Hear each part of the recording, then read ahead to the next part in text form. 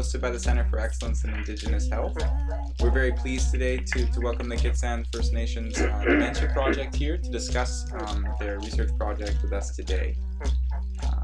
As always, before we begin, I would like to acknowledge that we are presenting to you today from the traditional, ancestral, unceded, and occupied territories of the Hunkaminam-speaking Musqueam people. I would also like to acknowledge the First Nations Health Authority for generously funding the UBC Learning Circle. As a gentle reminder, again, before we begin, the topics we cover can sometimes be sensitive or emotionally triggering. I think today specifically, if you have a family member with dementia, please ensure that you're engaging in some self-care. Talk to an elder, or a friend, or a counselor if you need. I urge you to do so. So, introductions. My name is Cole. I'm from the Tsleil-Waututh First Nation, and I'll be kind of facilitating the session today. Really just participating in the conversation like you online. If you feel so inclined, please introduce yourself in the Zoom chat box. But other than that, I think we're about ready to get started. So I'll pass the mic over, and I welcome you guys to introduce yourselves. Thank you. Thanks, Cole, and thanks for having us here, obviously. I think I'll pass the mic to Mavis, who I think kind of wants to do her introduction first, and then myself and Debbie will follow afterwards. Mavis, you want to go ahead? I'm a Helix, Simkulubnek Wahi, Wilkskokomaha Tawitwi. My name is Mavis Sebastian, Community Health Nurse, Gitxsan and Kittinga. Great, thank you. Debbie, David? Yep. And Debbie, do you want to introduce yourself? Yeah, my name is Debbie Sullivan. I'm also a community health nurse. I've worked in the Tsimshian and Gitxsan territories for the last more than 30 years. And most recently, I've moved to Terrace, and I am teaching at the college in the Access to Practical Nursing and the Residential Care Aid program. But I was involved in this project right from the beginning. Great. And my name is David McAtackney. I'm a research analyst with the First Nations Health Authority. And I helped with kind of research advisory and support for this project. I'm originally from the north of Ireland, but since 2012 I've been an uninvited guest on the territories of the Musqueam, Squamish and Tsleil-Waututh peoples. And it's a great honour to be here, specifically on the traditional, unceded, ancestral and occupied lands of the Musqueam people. So thanks a lot for having me. So I think we can maybe start and press on. Stuck in. So we'll just start at the beginning. Where else? Okay, here we go. So just to give some background on the project. This project was funded by the Michael Smith Foundation for Health Research for a total funding package of $54,000 as part of their BC Nursing Research Initiative competition. Now, the purpose of this practice-based nursing research program is to provide opportunities for nurses in British Columbia to partner on and lead research that is focused on using evidence to improve practice at the point of care. There's a real emphasis within the program on the uptake of research findings directly into nursing practice and policy. Our particular project was funded in December 2017, and while most of the project components have now been completed, we're still creating materials and providing support to the communities as we speak. Now let's move on to Mavis. I think you want to do the acknowledgement here? At this time, I'd like to acknowledge the communities that took part in this research project. Communities of Gitxsan, Gittungak, Giddenmac, Kisviok, Sikadak, and Hagelget.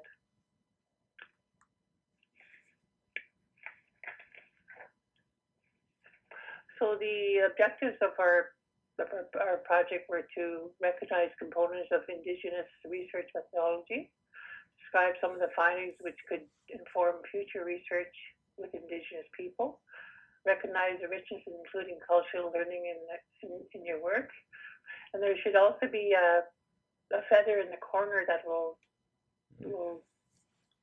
signal you that is Indigenous research methodology being used. So this project came about from an innovative idea from our previous health director, Mary Knowles, because I did work with Gitxsan Health when this project started.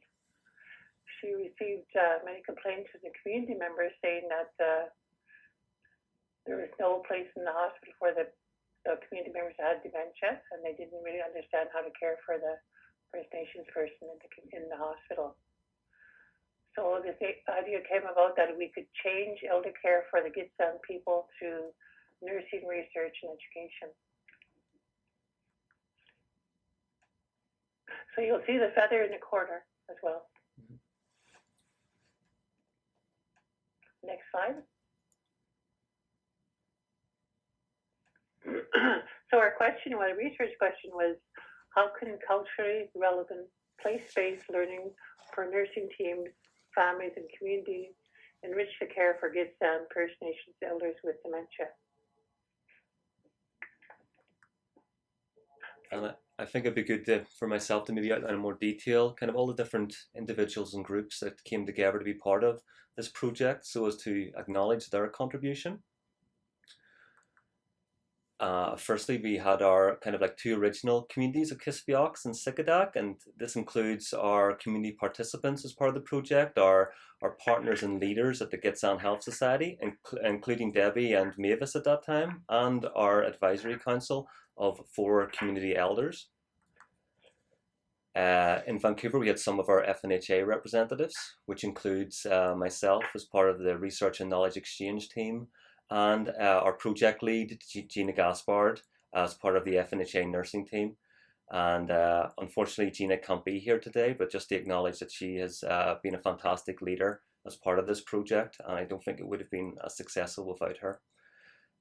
In addition, our FNHA Chief Nursing Officer, Dr. Becky Palmer, was the executive sponsor for the project. We also had our experienced academic nurse partner, Dr. Lisa Bork-Burskin, working out of Thompson Rivers University. And Lisa provided a very strong guiding hand during our team meetings. I mean, especially in regards to our research methodology, our study design, and even our more general approach.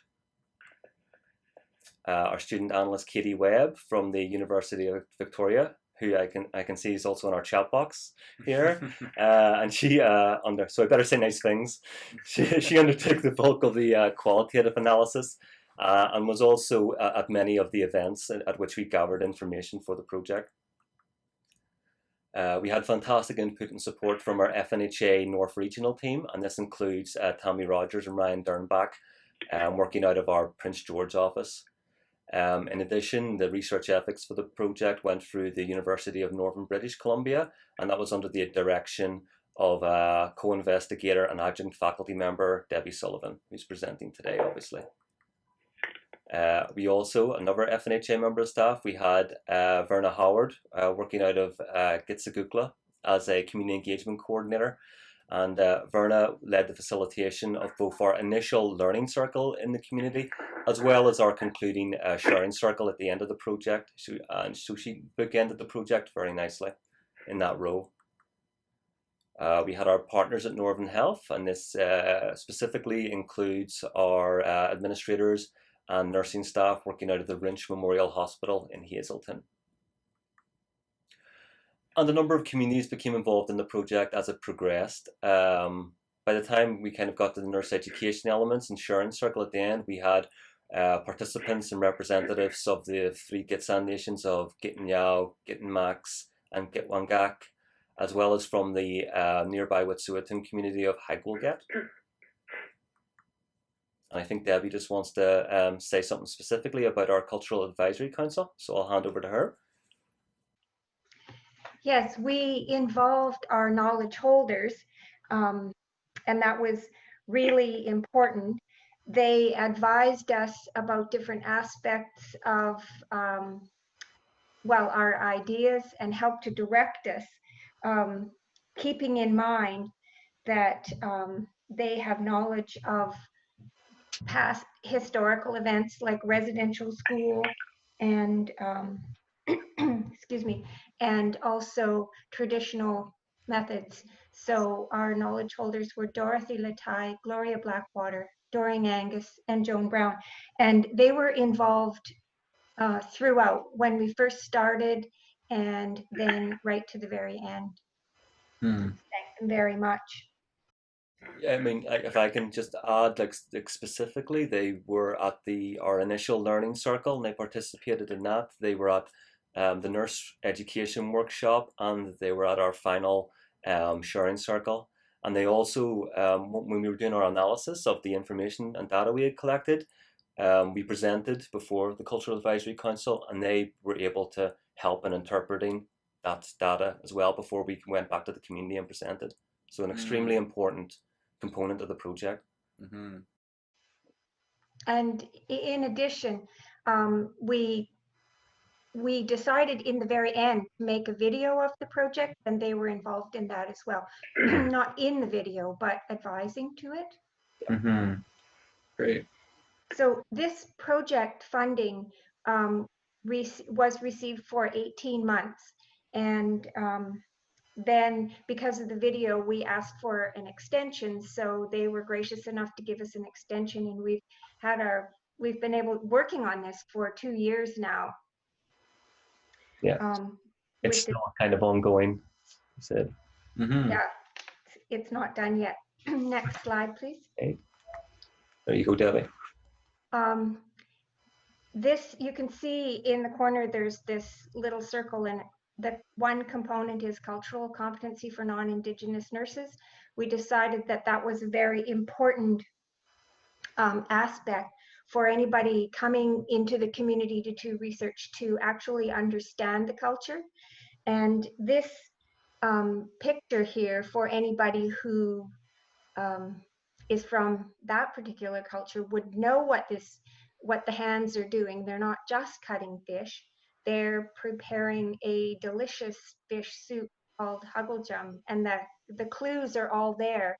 And I think somebody that didn't know would not have the idea of exactly what was happening. So this just represents the importance of learning about the culture. We did have a cultural competency session that was put on by FNHA and Northern Health right at the beginning, and that helped us get prepared for the work.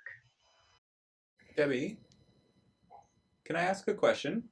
When we're talking about cultural learning, cultural competency, I know there's like a wide array of, well, maybe not a wide array, but there's a number of programs that are available now, particularly for healthcare professionals, in engaging in culturally safe or providing culturally safe care for Indigenous peoples throughout the country. What would make this specific cultural learning distinct from something that you would do it like, let's say Sanyas, just as an example? Is it specifically tailored to the communities that you guys were working with? Yes. Yes. Yes, it was put on by Gitxsan people in the Gitxsan territory. Good. About the culture, the history, the local history, local foods, and the place. Great. So that it was specific. Awesome. Thanks for clearing that up, Debbie. Next slide. This two-eyed seeing is a metaphor developed by Albert and Merdina Marshall from the East Coast. They described that there is 2 ways to see, or more than 2 ways, but they described 2 ways to see the world. The First Nations historical knowledge system and the Western, and they believe that people need to look out of both eyes. And if I can just describe what Rupert Ross was, a judge that worked in Ontario and was very, very well spoken. He's got lots of things, writings that describe his cultural understanding, or his way to get to cultural understanding. Anyway, it was called Indigenous Healing, Ross, and this is from that. Western Indigenous scientists might approach the story of a plant in very different ways. The Western scientist would focus on understanding and naming all the parts and properties of the plant, figuring out its root, stem, and leaf patterns, examining how it takes in water, sunlight, and nutrients, determining how it reproduces and its life expectancy, and so forth. They would probably take it apart. The Indigenous scientist, by contrast, would focus on what role the plant would play in the meadow, She would focus on how the plant holds soil when the rain comes, what plants flourish close to it, what birds, animals, and insects are attracted to it, and how useful it is to them, what kinds of condition it needs to remain healthy. So they look at a more holistic view. It's not that the two scientists wouldn't pay attention to the concerns of the other, it's just that their emphasis would be different and they would see the plant in different ways. And so we were trying to develop two-eyed seeing in our project.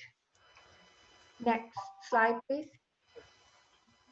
Our original hypothesis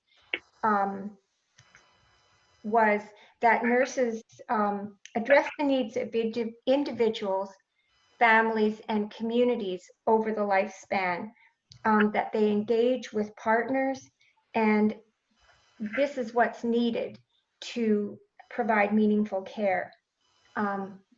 Although we were talking about dementia, we thought that this probably is a good model to illustrate care of person with any condition.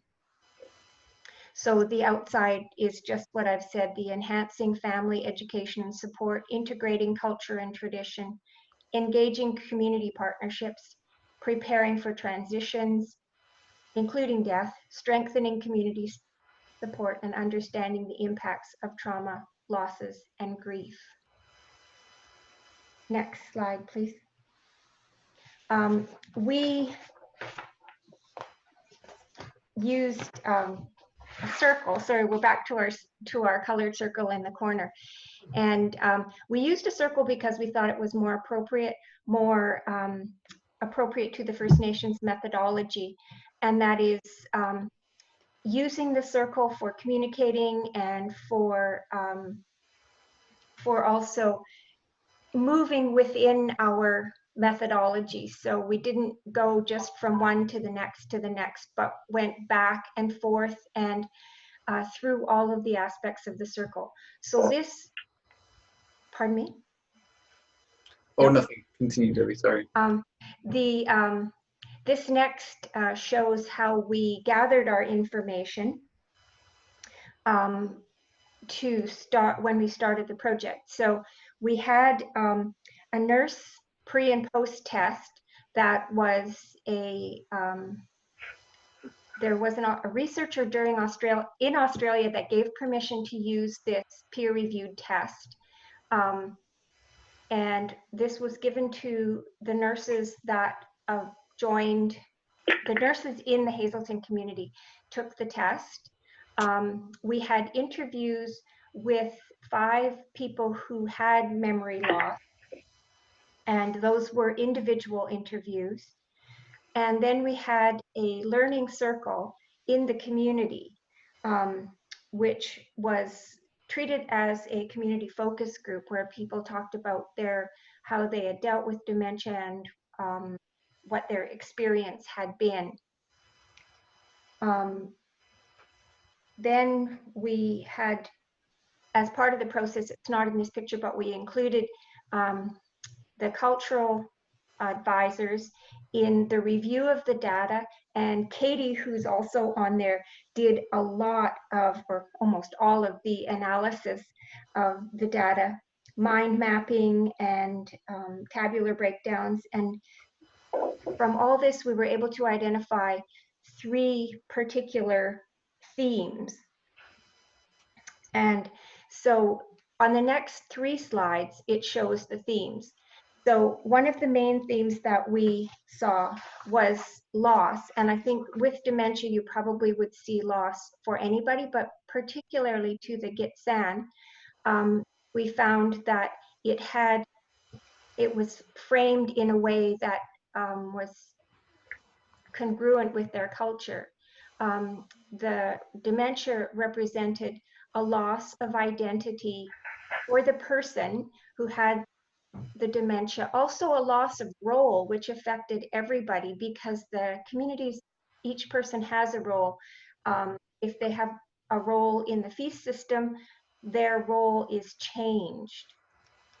The history is lost because the person can no longer discuss that history or remembers that history.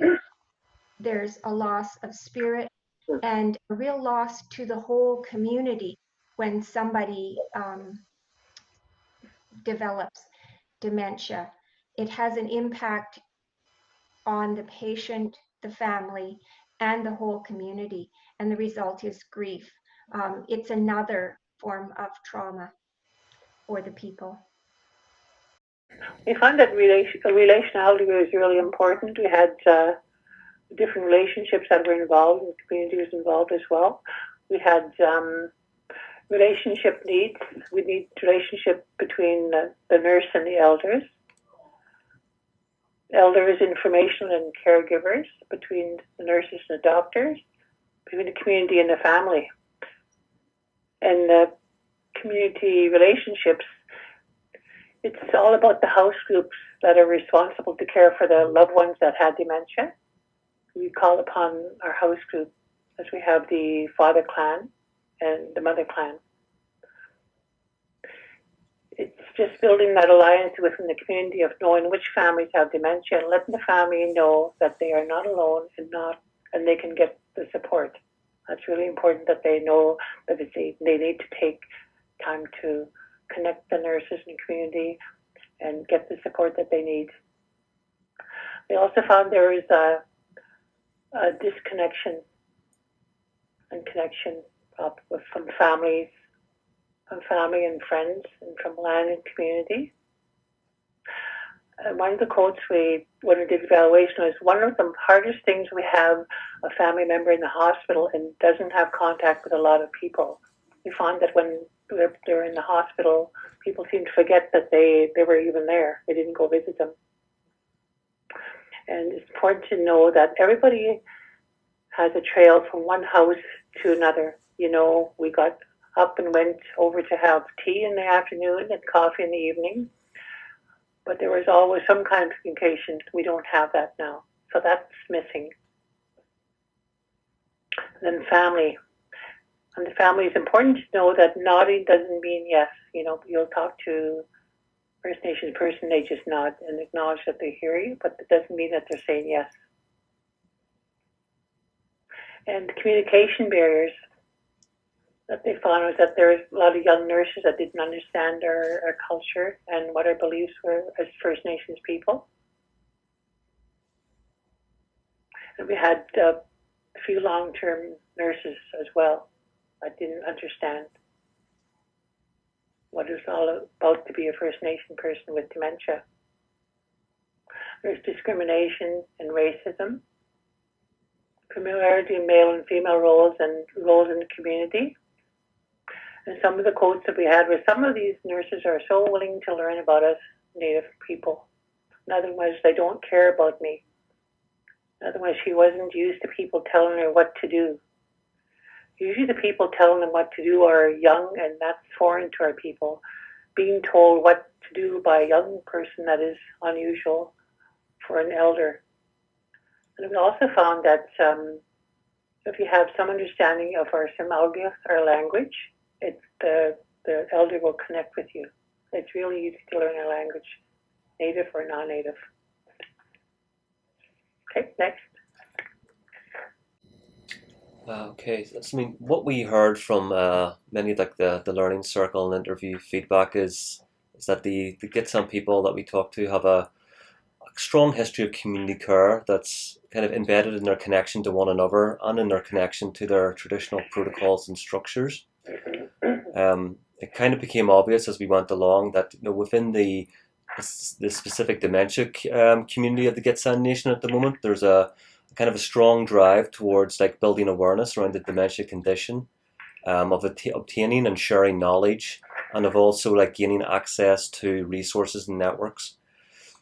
I mean, at a very like obvious base level, we heard, you know, there's a need for information, like just generally speaking, around not just like dementia care, but around culturally relevant like care. Many of the families are in need of support and have a desire to network and like meet with other families. And there's also a very strong desire within the community to have these supports, these like supports and networks kind of available within the community, not, you know, 100, 200 miles away. Some of the specific items that were requested as maybe being of use were educational workshops, also pamphlets and brochures, and if possible, for those to maybe incorporate Gitxsan language and culture. As mentioned, for those networking opportunities between families who are often sharing the same challenges, and between families and other care aides and nurses within the community. Access to support groups. There was this also specific mention of a regular newsletter, and for other types of dementia education. But I think rather than me talk about this, I'd just like to read some of the quotes we heard that kind of fall under these 4 subcategories that are mentioned in the slide. In regards to access to networks, one person said, because I couldn't carry it on my own and I felt very alone, so I felt that I needed that help and that support. And for access to support for caregivers specifically, one person mentioned, education, support and networking are the 3 main personal things that I would like to see come through this so that we can continue to work with families that have dementia. And in regards to access to information and creating connections, one family caregiver stated, after the diagnosis was learning about it and then networking, outside information coming in, like a newsletter, success stories, struggles, whatever it is, to have that support coming in, even if you can't get out of the house, but a newsletter comes and you can sit and read. And then this topic of community-based and accessible, there was a lot of emphasis upon this. One participant highlighted the major issue here, saying, I really believe that our families get so disconnected when they go into hospital. And another person looks towards a place we can actually access, and a third referred to a place to go and find support within the community. And so that's what we heard in regards to access and connection. Just a quick question, I guess, just generally for everybody.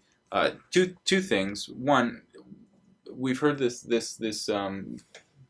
feeling of disconnection that elders experience when they go to the hospital. Yeah.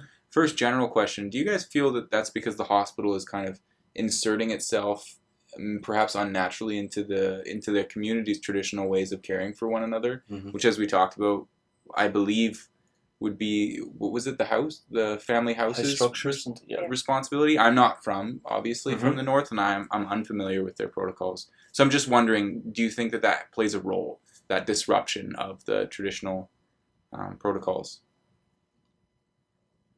Anyone? Debbie Mavis, I'd probably like to hear what you think, because obviously you worked within the community. I think that that probably is very true. That it's a way of knowing and being that the people have been experiencing all their life, and then when they go to the hospital, they don't understand what's going on, and they're in the hospital system. And it's not, and it is completely disrupted. Thank you, Debbie. Do you have anything to add to that, Mavis? I think when a person is admitted to the hospital, it's really important that the host groups are involved with the care of the person in the hospital, like the father clan, the mother clan, so they can all work together on this. So I think that's what's missing in the hospital. Okay, great. And then one other question, I believe it was on Mavis, your slide was talking about incorporating traditional protocols and stuff. And I guess my question is, just as an example, as you guys kind of went through this work, and I'm sure encountered kind of traditional ways with which the community would care for members with dementia, I suppose, or with memory loss, how did you incorporate those into the project? Or how did you incorporate that into your work, I suppose, making sure that it's represented? I think in the community as nurses, we usually ask them what house group they belong to, and we incorporate that into the plan in the community. But you have to be mindful that some members do not follow the house groups. That is lost from residential school days, and some people went to TB hospitals. Some people don't follow our protocol. Yeah. But you always have to ask them when you're working in the community, like what house group do you belong to? Do you take part in feasts and Right. like that? Great. Thanks, That's Mavis. really important. Okay, for the nurses education workshop, this is a picture of all the nurses, personal carers that took part in the training. There was 26. In addition to that, we had 4 of our elders took part in the advisory council, attended this, and we had so many sessions. This was followed up with phone calls after the workshops took part. Like, it really helped us in Gitxsan and Gitxsan. It was sort of like a support group for the community, the participants that took part in the education workshop. Mavis, could I just add to that workshop is that the nurse education workshop was 3 days long, and it was all of the information that was gathered through the interviews and the learning circles and the pre-test was developed into education for the nurses in the area. And also the Dementia Alzheimer's Society representative from the north was there too, and the cultural advisors. As you can see by the slide there, the pre-testing, most of them are in the 47% level. So under causes and characteristics, 47% was the pre-test and went all the way up to 88%. And for communication and behavior, we had 49%, and that went way up to 89%. And for the risk factors and health promotion was 41%, went up to 74%. And care consideration was 68%, that went up to 84%. Great. So you can see that we did the 3-day workshop really helped a lot of the nurses and care workers. Fantastic. And Mavis and Debbie, can you remind me, did these tests relate directly to like the dementia condition? Isn't that correct? Like knowledge around that? Yes, it was directly about dementia. Yeah, and I think the workshop did that. It kind of like wove together the two, like the dementia education with more of the cultural elements involved. And as Mavis and Debbie have already said, like 3 days, I think it was pretty very intense. Yeah. Kind of 3 days of work that was going on. It's fantastic. Yeah. Thank you, Debbie. So on the next slide, it shows that the evaluation was done by the community through a follow-up learning circle. So we brought the information that we discovered and the nurses learned to a learning circle and had a talking circle about it in the community. And people were very excited about what happened. At the learning circle, they were asked, what difference has this project made to you, your family, your work, and your community? And what would you like to see as the next step? And they loved it and were very enthusiastic. And actually, one of the next steps that they wanted, among things that they suggested, was to make the video. And so that's when we ended up asking for an extension and going through the process again to have the video. It's not finished yet. It is filmed, but it hasn't been edited yet. And I think that that's a process that's underway right now. Next slide. Yeah, and then we just have this slide to give a little bit of background on OCAP, which stands for Ownership, Control, Access and Possession. And some or many of you may already be aware of the OCAP principles already, but generally speaking, access to First Nations data is obviously a very important concern. And under OCAP, First Nations communities can determine like how and when external researchers are allowed to access and use their information. As such, OCAP is a very important expression of First Nations communities' jurisdiction over their information. So I think in relation to this project, we always try to maintain a strong emphasis on OCAP throughout, with community guidance and input being taken up into each individual project component as it went along.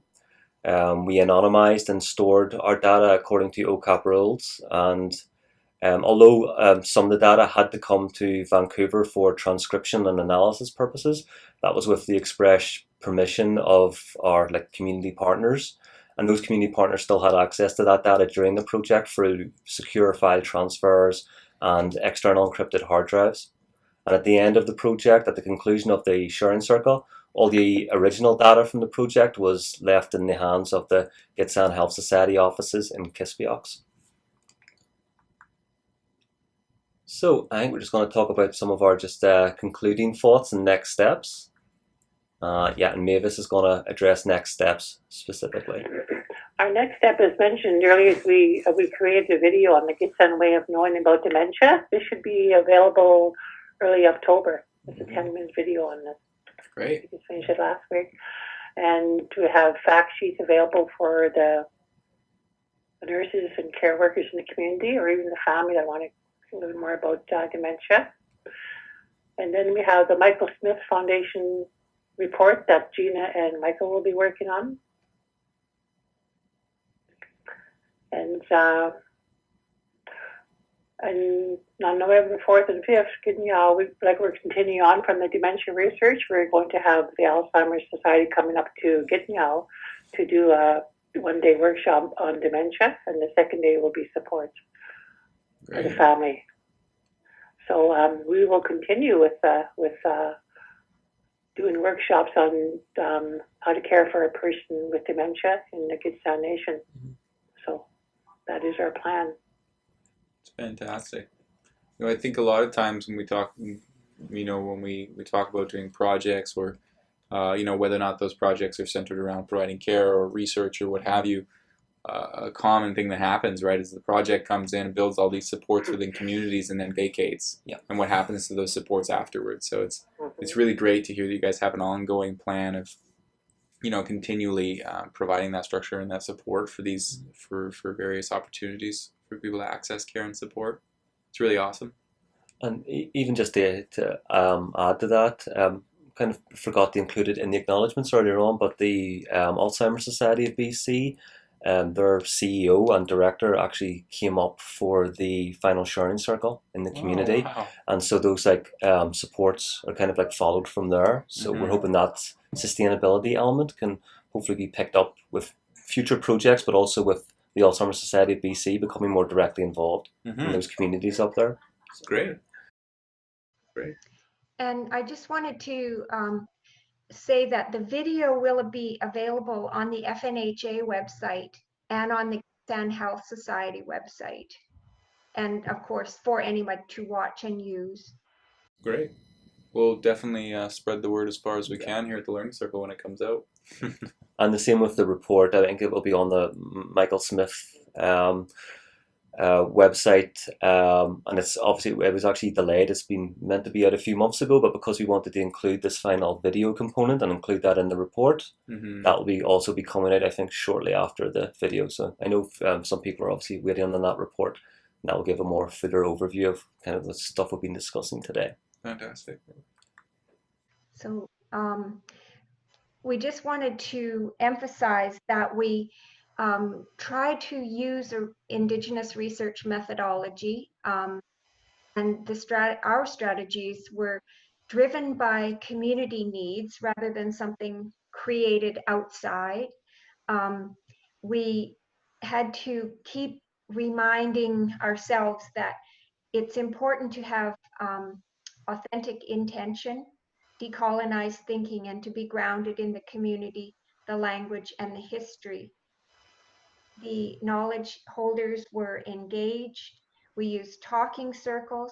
We brought the findings first to the community and back to our elders advisory, and then brought the whole thing back to the community to get their feedback and make sure that they knew that that was their findings or their data.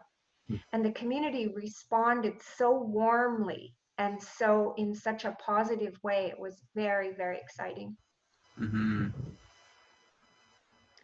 And the last slide is our group.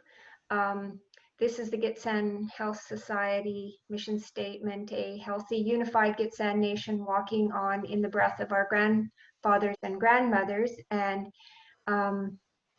the two ladies on the outside of the circle are from the Alzheimer's Society.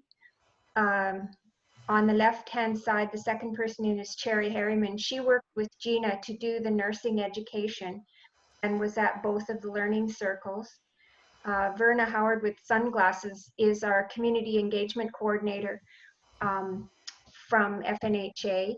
And then Gina is the next, Mavis, David, and myself in the picture. So we did get a picture of all of us, or most of us, that were working together. Nice. Yep. Awesome. And that is it. That is it. Great. Thanks very much, guys. Appreciate it. So I think at this point, Mavis, correct me if I'm wrong, but I think you got to get going in the next 10 minutes or so. Is that correct? Yes. Yeah? Okay. So I have a couple questions, and everybody that's watching online, please feel free to populate the chat box with any questions you have, specifically for Mavis first, so we can address those before she has to get going. But if you have any questions generally, please feel free to include those as well. Yeah. So one of my first questions, I guess, about this project more broadly is it the hope of the team that we can take the report, this report and the video, and possibly provide something similar to other communities? Because of how specific and culturally safe this was for the Gitxsan First Nations, it's not like you can just transplant this care to a different community, right? So have you guys given any thought to how that might progress, or how this work could benefit other communities that are interested in it? We definitely have talked about transferability, and obviously touched on your point of, like, you obviously can't transplant this verbatim, but that we can that what we've done here can act as a guide to other communities. We've also talked, I think, about upscaling as well, just within the Gitxsan Nation, because this was a foundational project. It was supposed to be for 18 months for $54,000, which is obviously a lot of money, but in regards to research projects and large 5-year, 10-year projects, it's more foundational at this stage. I know that Gina, the project lead, has received a couple of how to put it, not offers, but people have reached out to her in regards to sustainability of this project going forward, about maybe initiatives that other groups are running that can maybe be synced into ours. Okay. But again, that's kind of ongoing, nothing concrete at the moment. But Debbie, Mavis, if any of you guys want to add to that or correct me in any way. It's very true, but I've been receiving quite a few phone calls asking us to come out and do the education portion. So we have been working with Gina. We have the PowerPoints and everything ready, resources. I'm working with the Alzheimer's Society. They're going to be coming up to Gitxsan. So people in the community know about this research project, and they're quite excited because they want to be able to keep their family member in the community as long as possible. Right? So everybody's excited. They get excited when we have research projects in the Gitxsan Nation. Yeah. And I guess on that vein as well, that is kind of ultimately one of the goals here, right? Is to better equip and better provide resources and education for nursing, so that individuals can stay supported within their community, as opposed to being, forced out to some long-term care facility or something of the like. Is that kind of correct? Yes, exactly. Yeah. Debbie, do you have anything to add? Just going to say that the Alzheimer's Society really is very interested in working in First Nations communities, and they're so approachable. So that's one thing that we didn't really know before we started. And also that they have a hotline. I think it's called First Link. And it's, if people have questions, they can just phone at any time to ask questions about dementia, and there's somebody on the end of the phone. There is a national working group, and I'm probably going to, I don't remember all the details, but it's like there's something like 18 components that are being researched about dementia, and they're like dementia and nutrition, dementia and sleep, dementia and medications, dementia and dementia and dementia. But anyway, there is an Aboriginal focus also. And they are very interested in having a collaborative program in BC. And so we haven't actually set anything up yet, but if there are people listening that would like to be part of the development of that collaborative project, that is available, and you can contact David, Gina, or Mavis or myself, and we'll help find that information to get people engaged, because I know they want to have part of it working in BC. Fantastic. So on that note, I suppose, to anybody that's interested, please feel free to message us now, and we'll make sure to pass along your guys' email addresses. There'll be contact information alongside of the YouTube video and that sort of thing, if you're watching this after the fact. So we're still looking at the chat box. It doesn't look like we have many questions. I think that means that we did a really great job of explaining everything. So I'm just going to take a couple more minutes, and I'm going to insert my plug here. If you have any questions, anything that pops up, please feel free to put it in the chat box. So for the Learning Circle moving forward, next week we have the Regional Health Survey team coming in. Following that, we have Lisa Boyven coming in, talking to us about illustrating resilience. And then Denise Finley is going to come back and talk to us a little bit about emotion, childcare, and kind of Indigenous ways of knowing, and how all of those things can kind of come together. But at this point, I'm looking out. I don't see any other questions. Is there anything last minute that we wanted to add as a group? Dave, Debbie, Mavis? Anything else you wanted to say? Well, I'd just like to say, I don't know who the people are that are listening to the presentation, but FNHA is very supportive, super supportive of projects, and, you know, Gina and David specifically, but really everyone was supportive of getting that project going and keeping it going, and providing input and people resources to have a really good project. So if other people want to learn more about First Nations health or those kinds of things, FNHA was really, really helpful. Okay. So I think at this stage, I'm going to, on behalf of everybody at the Learning Circle, I'd like to say thank you so very much to all of you for coming. So grateful. Oh, sorry. We have a couple comments here. Debbie, so grateful for community and this team and the wonderful learning that you have shared. Thank you. Natasha says thank you. Great job. May actually has a question before we sign off here. Does this work in other communities like Prince Rupert? I think that's kind of tailing into the question that we were talking about before in terms of transferability. And I guess to kind of summarize, and I don't mean to speak over you, Dave, but I think what we were talking about before is that the exact project verbatim wouldn't work. You can't just take it. But I think you guys are kind of on the path of developing more resources that are a little bit more generalizable, in addition to providing resources for communities to take this work forward themselves. Is that kind of on the money, Debbie, Mavis, David? If you'd like to add anything else to that question? I just think when the these kind of last components come out, the report, the video, if there's any like articles, even like stuff like this that people are like viewing, I think then people maybe in other communities will get like a better idea of what might work for them and what's possible too, right? Exactly, what's possible. Or even like, you know, for the frameworks, I think as Debbie mentioned earlier on about, we did have these like stages that we went through in regards to like circles, workshops, and each informing the other, but it was also iterative, as in like when we moved along, we're like, oh, we kind of like maybe misunderstood something that we did initially, and you can go back, and so that kind of maybe like framework or study design might also be something that could be, you know, transferred at a more broader level. Yeah, definitely. And then May says, thank you very much for this useful information. So yeah, on behalf of everybody at the Learning Circle, I wanted to thank you all very, very much for your time. I was really excited about this session from the summer when we first started chatting about it, and I'm glad that we were able to do it. So thank you again, Mavis, Debbie, thank you for being flexible and being here from distance. We really appreciate it. We recognize how busy you both are in community. So thank you very much for your time. Thank you for providing the opportunity to talk about it. Yeah, so I guess from that point, we're going to sign off here. Thank you again very much, everyone that participated. We really enjoyed it.